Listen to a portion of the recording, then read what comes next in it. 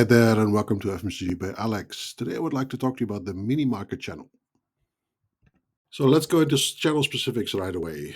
First of all, the outlets are reasonably small. So, we were talking about 150 to 300 square meters normally. You have them sometimes smaller, you have them sometimes bigger, but usually these are the dimensions. These smaller outlets, of course, don't hold as many SKUs as a supermarket, where a supermarket has thousands upon thousands of SKUs. I believe even the standard differs per country, but let's say 25, 26,000 items in a supermarket is not uncommon in Europe, while, let's say 800 SKUs would be the mini market convenience store size outlets. Then, also depending, of course, on the size of the chain, you're talking about a maximum of 400 outlets for one DC. Sometimes per area it differs. Also, of course, if there is a small chain that doesn't have 400 outlets, then it's obviously less than 400 outlets per DC. But I've basically seen the maximum of 400 outlets being served. It was actually the rule of thumb for one of the larger operators in Indonesia. Then most of these outlets don't sell any fresh, so little to no fresh. If they do sell it, they sell it in a chiller, maybe a couple of apples, maybe bananas, or something that is on the go as well.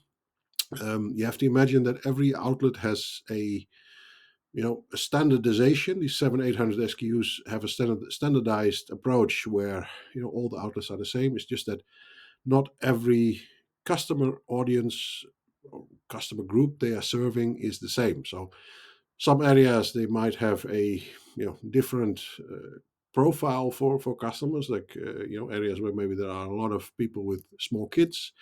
Then you would you would benefit to stock more products for children, baby diapers, for example. If there's a lot of babies in that area, parents with babies, basically, then that, of course, helps sell baby diapers. But if you have a store in an area where there are mainly senior citizens, so little to no children, then stocking baby diapers, you can stock it, but it will stay on the shelf and nobody will buy it. So this is always a bit of the game between, standardization and still customization. So, the modular approach hasn't really gone into effect yet in the mini market system, basically. So then convenience. So you have a lot of convenience stores in convenience store concepts, or mixes between mini markets and convenience stores.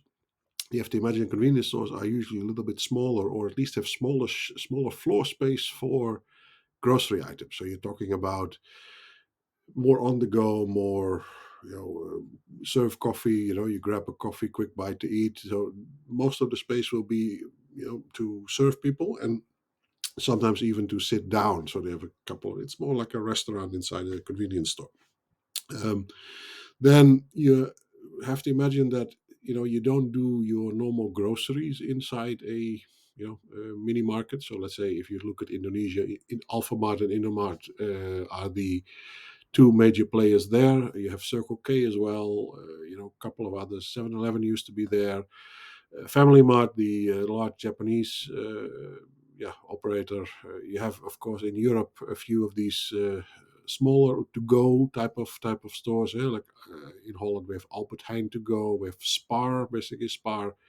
In some countries, larger format stores, but in the Netherlands, they have Spar as a convenience format where you buy your sandwiches in the afternoon, your lunch basically, and the groceries are for convenience only. And that also is the reason that it's for top up. So if you look at, you do your groceries in the big box store, so you buy larger packages. Maybe you have a more complete assortment, so you can get everything, your fresh, your your meat, your vegetables. You can have everything in the frozen section, basically. You can have your dairy, your chilled products, basically, ambient products as well. So this is quite a large selection in supermarkets, which you don't have in the mini market and convenience stores segment. So this is normally the limitation of that. So this is used for top up. So let's say you buy your groceries, or you run out of something a bit quicker than you would like to during the week. Then you go to a mini market to top it up.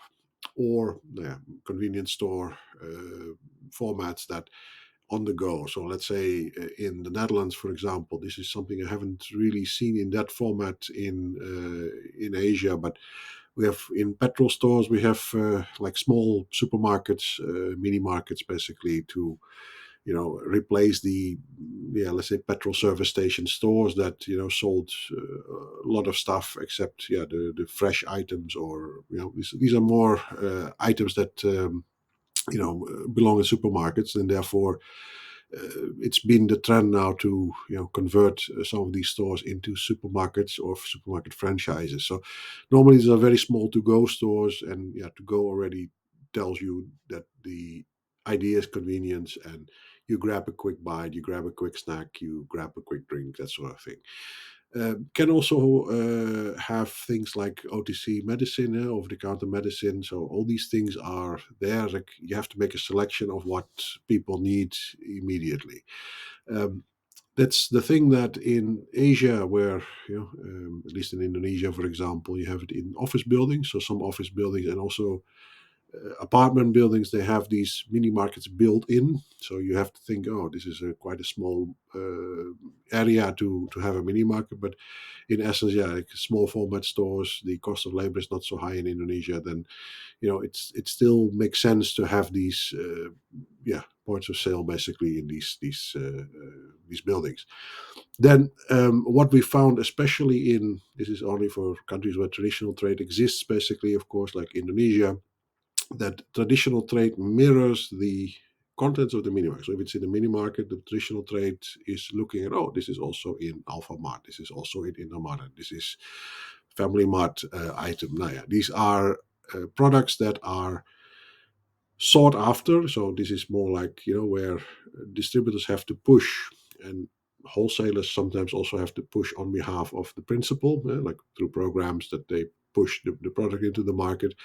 This is where it shifts to the pull from the market, where hey, it's in Alphamart, therefore I need to stock it as well in my store because people are looking for it. So usually this is not a rocket science, but a piece of rocket science basically. But you're looking at really staple items that everybody needs to stock in order to call yourself a self-respecting store, so to speak.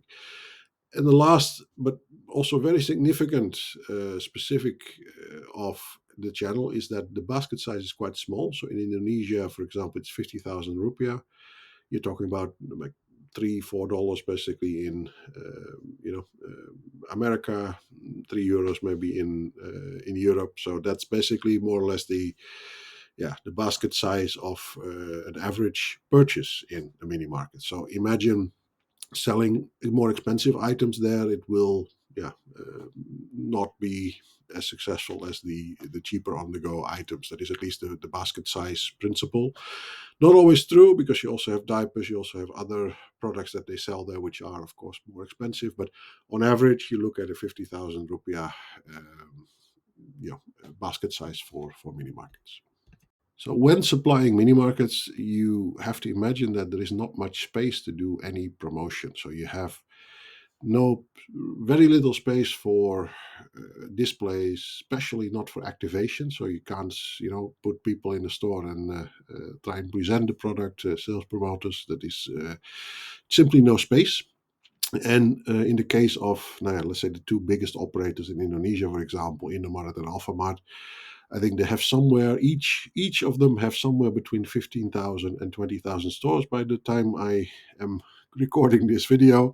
These are absolutely huge companies, and very successful in their line of business. So you have to imagine that if you do a promotion in 15 to 20,000 stores, that it is very difficult to get, like, say, for example, a gimmick to like a product with purchase type of thing. It's not another product that you get with a purchase, but let's say a premium to every store. That is a almost impossible task unless you already bundle it at the DC, or it's actually included inside the packaging itself. So that's something that limits the creativity a little bit of doing something with the mini market and convenience store channel. The thing is that TPR, so temporary price reduction, meaning a discount, that's fancy for discount basically. So that's what normally is used. And In some cases, yeah, when you bundle products, you do it as a product with purchase, meaning buy this, get that product for free, or get that product at discount, or it's a bundling package of some kind. So normally, mini markets have this special. At the counter, they present this week's special offers. Usually, these are get a little bit of extra display. These are bundled, so if you buy this, you get that sort of thing. Then you have to optimize by analyzing at store level. Now, I already dipped into this briefly in the previous slide, but the thing is with every single store is different. So you have a uniform concept. So let's say an Alphamart store will look more or less the same all over Indonesia and the Philippines. The Philippines, they're also quite active. So it's a very fast growing, I think they have more than 1,000 stores there as well. So it's quite a fast growing concept. So they will look the same in every city and every village that they are. But not every area is the same. So you need to customize it with specific products for that specific area. Good example is if you run a store and only old people come to your store, you will stock more things that old people are looking for. If there are a lot of kids in your area, then you will stock maybe more kids products because you have a bigger chance to grow that category and sell more. There are quite a lot of examples where certain items might gather dust on the shelf because there's nobody actually interested in purchasing that. We had that example. Yeah, I mean, I've worked for companies where I'm selling staples like UHT milk, the largest UHT milk company in the country, with close to 50% market share at the time. Yeah, we didn't have that much trouble with products not moving on the shelf in every store. Not every store was the best seller, but I mean, our products moved. Then working for smaller principals, smaller companies, it was a problem more specific. For example, I used to work for Uvit, the gummy vitamins in Indonesia.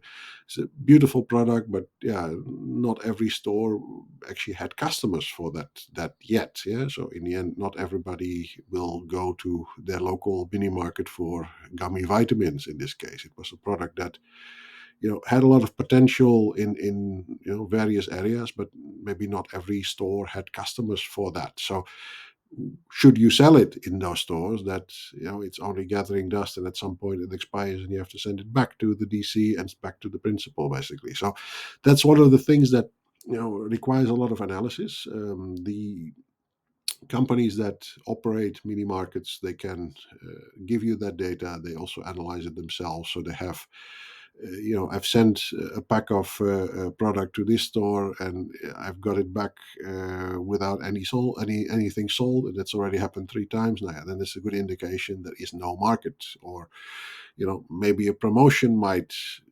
jumpstart it. That's also possible. So that's one of the things that you need to keep in mind. Then mini markets, because of the space is being limited, everybody is fighting to get in. It's expensive usually. So let's say in Indonesia, for example, you might spend about $100,000 to actually get into um, the equivalent of 100,000, like 1.5 billion rupiah, to list a product in either Alphamart or Indomaret, so somewhere between 1 and 2 billion, let's say, depending on what you want.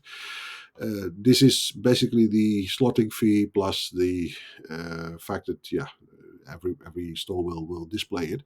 There are usually phases, so you can say, "Oh, I only want to be in so many of your stores," or they will basically say, "Oh, we'll try it first in 4,000 stores before we roll it out to the entire 15,000 store base." So the point is, like, you need to look at the average sales per day or average sales per month in some cases, where it has to be so many packs or so many bottles, or whatever unit of measurement you use. It needs to be that, and the category is actually the benchmark. So if the average in the category is one per month, then you need to sell one per month to be actually average in the category. If you sell two per month, you're above average and you will definitely not be deleted. If you're zero or 0 point something something, because it's all of the stores divided, which count, yeah, then you are below the average. And if you're in the bottom 10%, you might, be up for deletion. Doesn't happen overnight, and they will give you a chance to promo your way out of it. So to actually take action and do something, temporary price reductions, do some marketing to get the things moving. Basically, usually it's a sign that the channel might not be suitable for you, or maybe too early for you to enter with that particular product. So it can also just be bad luck that you are actually listed in a very competitive category. It's actually one of my colleagues used to work for a company where they used to have a product which was in one category, which was the display was a little. I will not mention who it is and which category it is, but the idea was actually they were in the back of the store because the category was displayed in the back of the store, and they thought, oh, maybe we actually should move it to another category which is more in the front of the store. That was all nice, and indeed sales increased, but the problem is that that category was also more under scrutiny because the average sales were higher. So you needed to hit a higher benchmark. And then they were actually having trouble to hit that benchmark. So at some point, they moved it back to the other category, and they were very happy about it because it was the best selling product in that category. But I mean, just to give you an example of how relative this can be.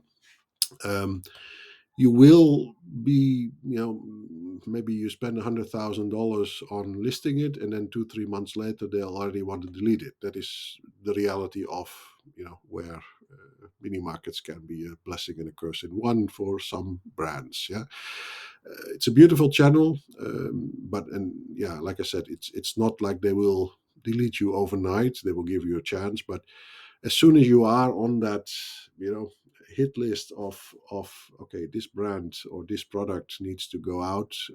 This is always the problem with.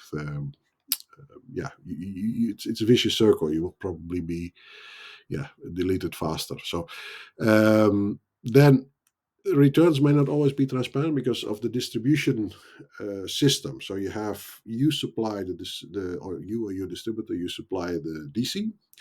The DC distributes it to each store. Now, the problem with that is that the DC is a bit of a black box, so you're not allowed to go in there. Only your people deliver it at the door, and it's loaded onto a pallet. And what happens inside the DC is actually the secret of the mini market chain. So whatever company actually uses a DC is the same, but I mean, it's supermarkets, they have less stores usually, so it's more it's easier to negotiate and trace back where returns come from if you look at the problem stores and do something about it. Mini markets, because of the sheer size, the sheer number of them, returns may not always be transparent. So you will have an issue with that at all times to pinpoint where does it come from, and indeed which stores are performing, which stores are not. So this is something that can come as a surprise. So let's say, last week they were ordering through the front door, maybe 100 units of something, and then the next week you get back 150 units of returns. So that could be a reality that you're facing, and I'm going into how to solve that in a moment. We come to tips and best practices. So how to solve your supply chain problems is to do forecasting at both head office level and DC level. So head office level is obvious that most companies do that. They have a key account manager who goes to, let's say, Alphamart or Indomaret or whatever the name of the chain is. They will do some forecasting because that is based, the trading terms target is based on that. Trading terms is the annual agreement you make with the chain of how much you're going to sell and how much you're going to invest in terms of marketing support, the budget for that to support that. So in the end, the head office has a very good idea of what you need to sell, but it's a number on a spreadsheet, and that number is not really controlled other than this very high level number.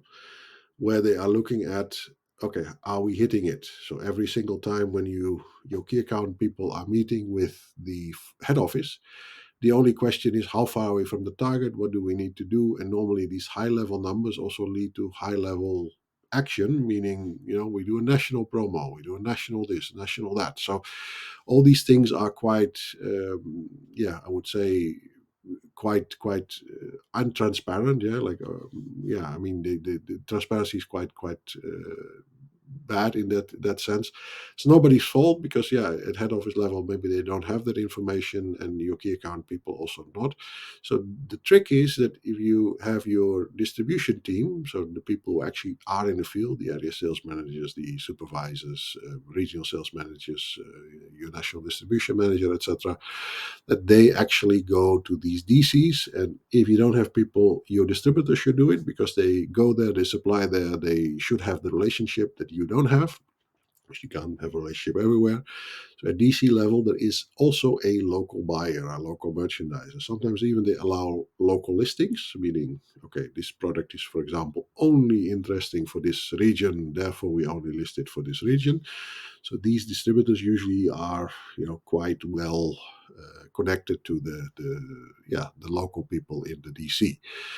So this DC merchandiser or buyer is someone who has the data, who actually knows, it's easier to monitor up to 400 stores than it is to monitor up to 15,000. So logically speaking. So like I said, you can't blame someone for not having the time in the day to monitor all stores individually, but local teams, they have a better view of what happens in their area. Where do the problems come from? Where are the stores that are performing, what are not? So this is actually the reason that this local forecasting, okay, so DC, you're ordering normally at DC level, you're ordering from the distributor.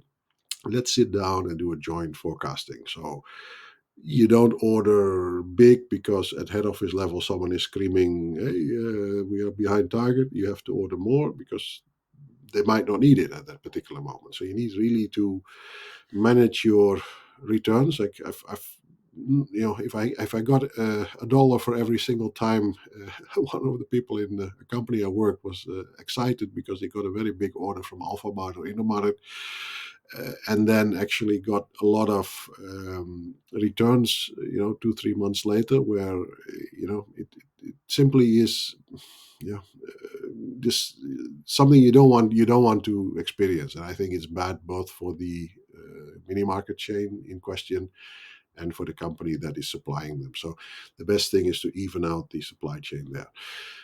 Then you need to think from the top up perspective. So actually, which SKUs do I need to list there? What is actually the customer profile of the people who are going there? So when they top up, what are they topping up? Do I need to really put my entire range, all the flavors in there, or is it just the fast moving items just to stay top of mind?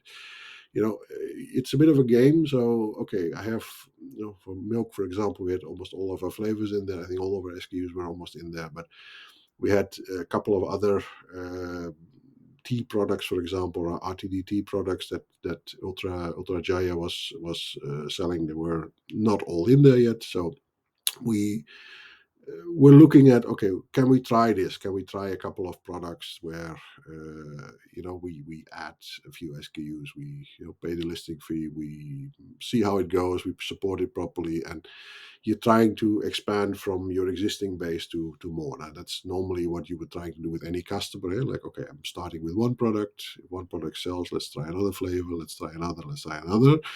So, but you have to imagine the limitation is you don't need to have everything everywhere. That is actually the thing. So in the end, look at it from the top up perspective, like I mentioned, that people are going there to just top up or when they forget something. So, okay, I bought my groceries in the grocery store, I forgot something, or I'm through something quicker than I imagined, then, I need to pick up this product at the or have guests coming, then it can also be a pack of cookies or something like that. But I mean, that's basically the purpose of a mini market, and the customer profile of a mini market will be that. And therefore you need to adapt what you put in there from that perspective as well. Now, mentioned before already that rotation is very important, so keeping rotation up. Don't wait until they warn you. Normally, larger companies, especially if they only do this head office level thing, instead of actually working at DC level, they will have, you know, maybe a situation where they are confronted with, okay, now we're going to delete you unless you do something. You have to be ahead of that curve. That's why, doing a promotion without actually the need for it, temporary price reduction or something like that, is not a weird thing in that channel. So make sure that it doesn't become, a topic where they zoom in and say, "Hey, you're in the bottom 10%. What are you going to do about it?" No, try and stay above the bottom 10% in the first place.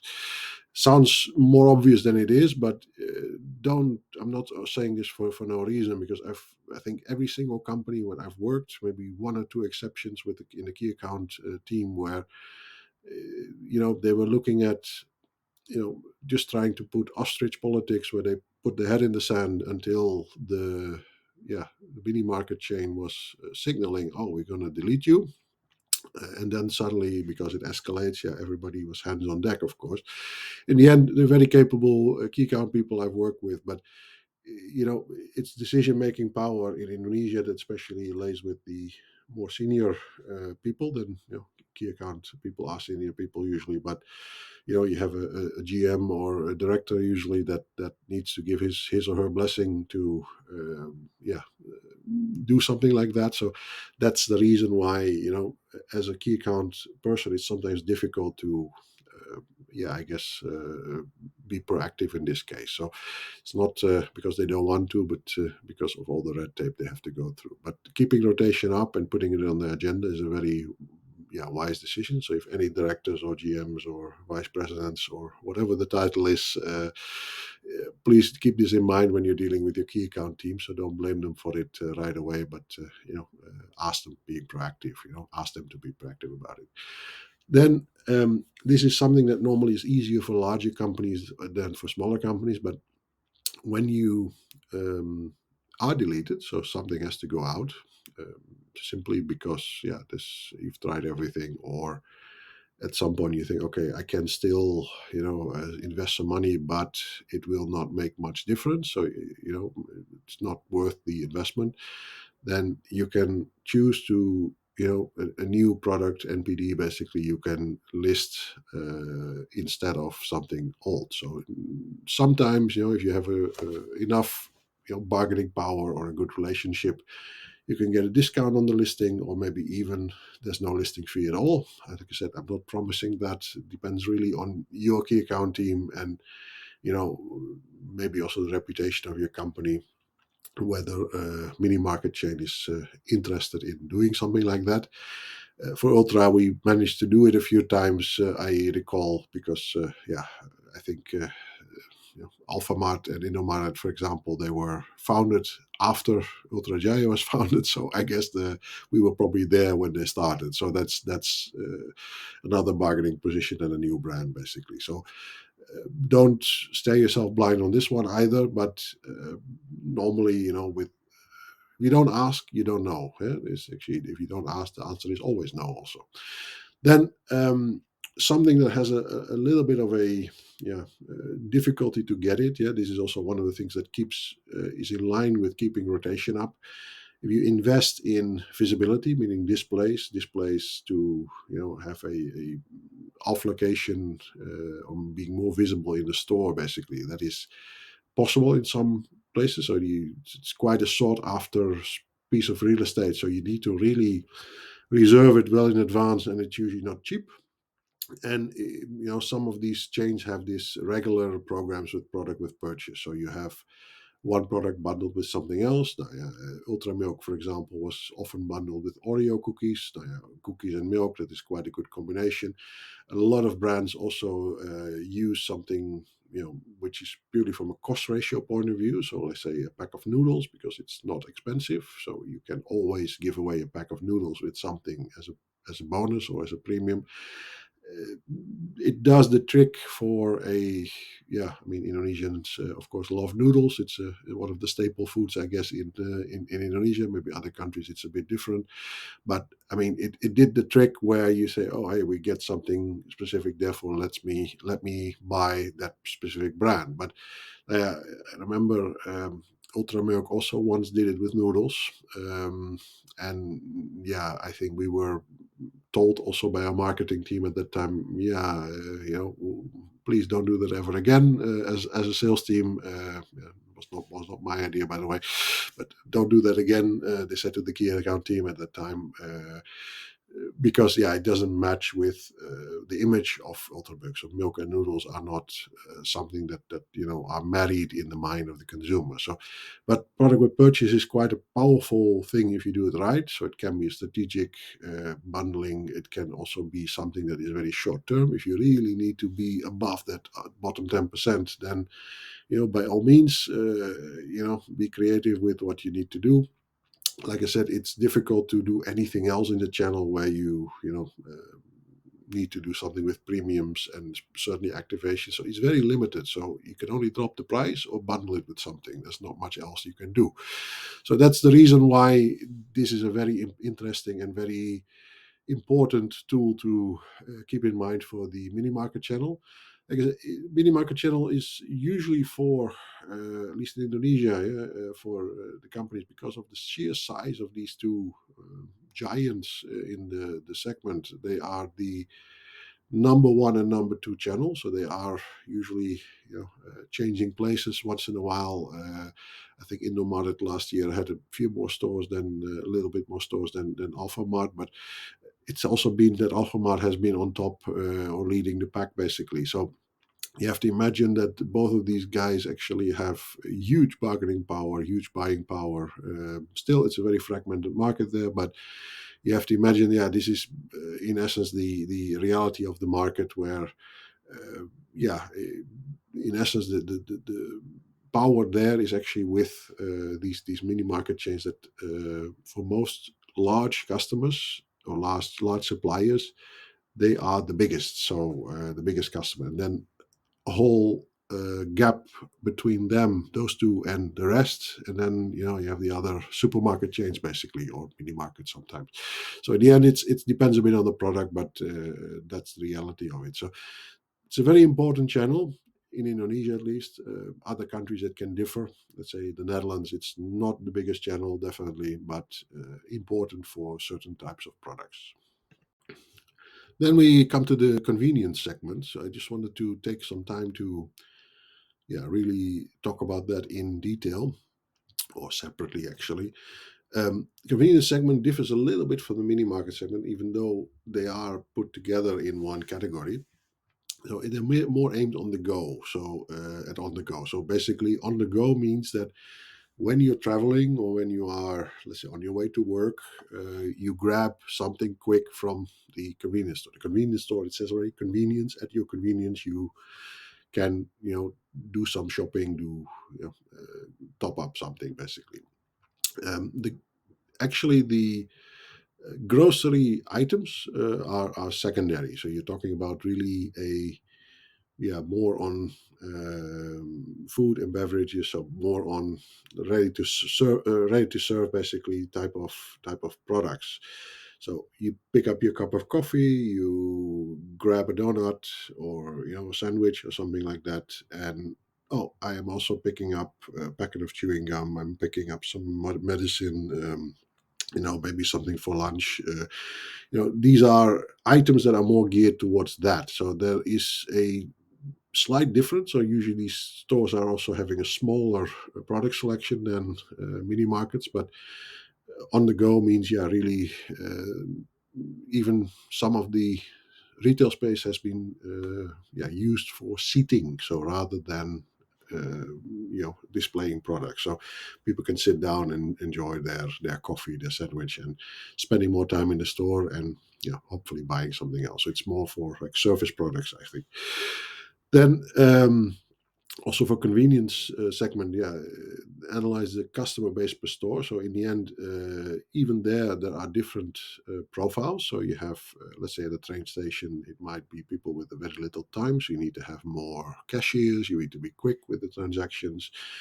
Maybe some different products, some easy to carry products for the train or the bus or whatever transit they have. So let's say in the Netherlands, it's also quite an interesting channel where, before I just jump on the bus, I have 2 minutes. I really need to buy, some chewing gum, or I need to buy sandwich to eat because I didn't have time to make my breakfast this morning. That's something that is analyzing the customer base per store, because it can differ very much. Like in times of the day also differ. Some stores actually switch it around, so you have, let's say, lunchtime, they become more like a sandwich shop, and at let's say 5-6 o'clock, when people are going home, they are emphasizing more the ready to eat meals. Okay, I take something home for a microwave or something like that. So they change the displays a little bit. So in the end, it's something where the emphasis is differing per store. Differs the function, differs also what is the clientele that comes there.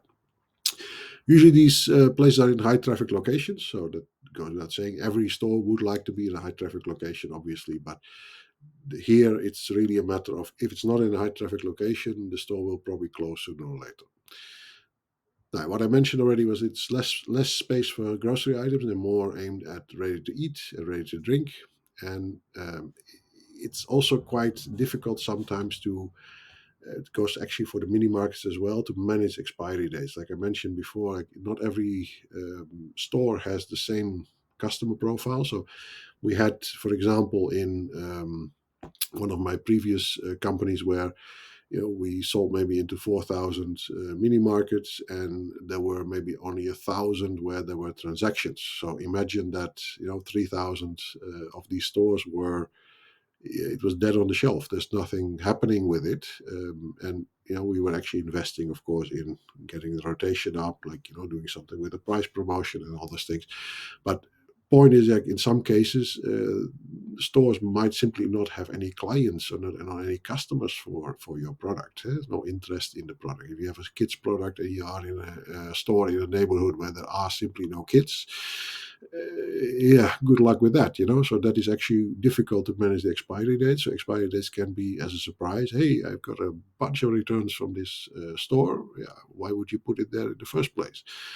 There's a friend of mine who owns a franchise of one of the larger chains in the Netherlands, at a train station, and he fought actually the organization by deleting some of the items that were. He also had this thing. Okay, I am going to increase the price on this. I am going to bottled water. He added like €1 per bottle on bottled water. Now, yeah, that was.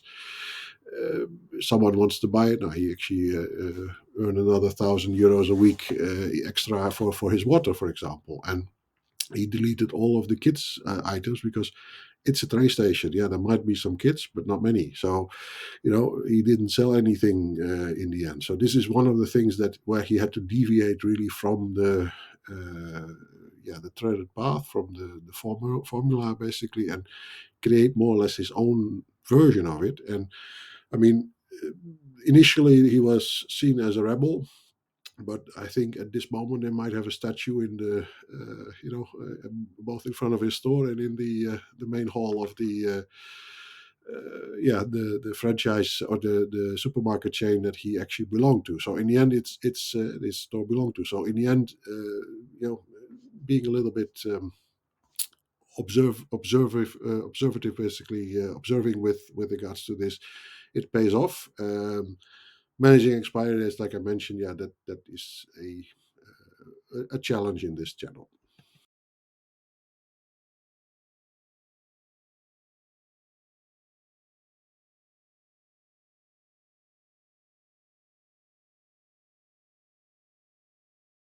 And with that, we come to the end of this video. I hope you enjoyed it.